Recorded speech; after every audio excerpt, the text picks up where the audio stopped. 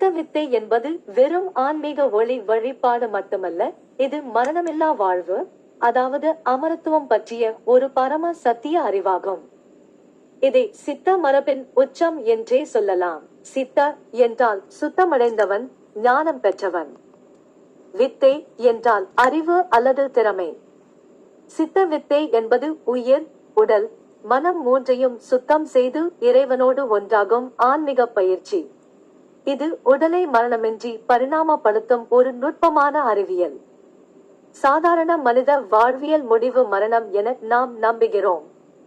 ஆனால் சித்தர்கள் இதை மறுக்கிறார்கள்.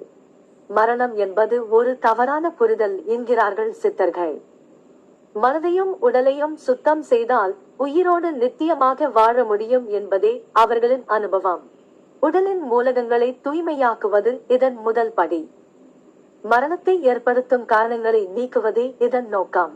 பிராண சக்தியை உடலில் முழுமையாக ஓட்டுவதன் மூலம் உயிரின் ஒளியை வளர்க்க முடியும். இதுவே சுடர் உடல் பெறும் வழி. மரணமில்லா வாழ்வை அடைய 3 அடிப்படை நிலைகள் உள்ளன. முதல் நிலை உடல் சுத்தி. உணவு, சுவாசம், ஆசனம் மூலம் உடலை நன்னிலைப்படுத்துவது. இரண்டாவது நிலை உயிர் சுத்தி. பிராணாயாமம், வாசி யோகம் மூலம் உயிர் சக்தியை நாசிக்கு ஏற்றி உழைப்பது. மூன்றாவது நிலை ஞான சுத்தி. அகந்தை களைந்து நான் என்ற உணர்வு நீங்கி சக்தி சிவமாகும் நிலை. இந்த 3 நிலைகளையும் கடந்தால் மரணத்தை வெல்வது சாத்தியம். இதுவே சித்த வித்தையின் முழுமையான நோக்கம்.